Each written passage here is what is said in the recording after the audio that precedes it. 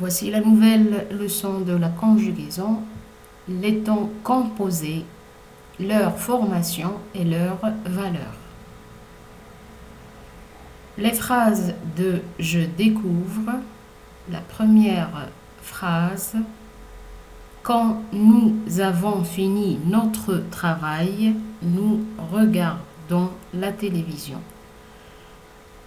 Le temps de la proposition principale « nous regardons la télévision » est au présent de l'indicatif, quand le temps de la proposition subordonnée est au passé composé, quand nous avons fini notre travail. Deuxième phrase, tous les jours, quand nous avions fini notre travail, nous sortions faire une promenade.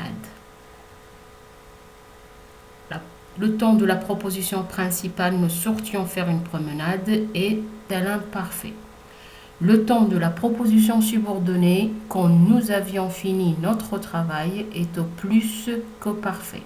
Avions fini, au plus qu'au parfait. La troisième phrase, hier, quand nous eûmes fini notre travail, nous sortîmes. La proposition principale, c'est nous sortîmes. La proposition subordonnée, quand nous eûmes fini notre travail. Alors, le temps de la proposition principale, nous sortîmes, c'est au passé simple. Et le temps de la proposition subordonnée est au passé antérieur. Eûmes fini. La quatrième phrase, bientôt, quand nous aurons fini notre travail, nous sortirons. Nous sortirons, c'est la proposition principale. Quand nous aurons fini notre travail, c'est la proposition subordonnée. Alors, le temps de la proposition principale, nous sortirons, c'est au futur simple. Le temps de la proposition subordonnée, quand nous aurons fini notre travail, c'est le futur antérieur, auront fini.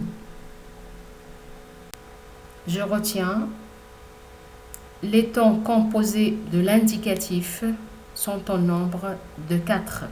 Ils sont 4, on les trouve dans une phrase complexe. Alors, leur formation, ça veut dire comment sont-ils formés, comment on les obtient.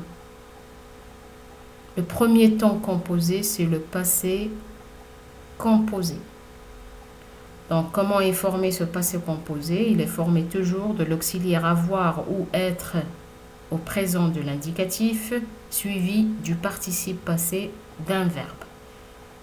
Ensuite, le deuxième temps composé, le plus que parfait, il est formé de l'auxiliaire avoir ou être, conjugué à l'imparfait, suivi du participe passé d'un verbe.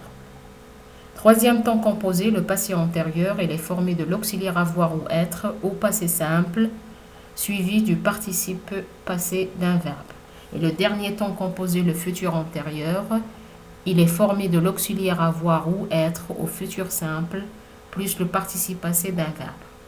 Alors que la valeur de ces temps composés de l'indicatif est toujours l'antériorité, c'est-à-dire un fait qui s'est déroulé, qui s'est passé avant celui indiqué par le temps simple de la proposition principale. Comme vous savez, dans la proposition principale, on trouve toujours un temps simple, comme le présent, l'imparfait, le passé simple et le futur simple. Mais pour les propositions subordonnées, on trouve les temps composés, passé composé, plus que parfait, passé antérieur et futur antérieur. Et comme vous constatez que toujours le présent de l'indicatif, il va avec le passé composé.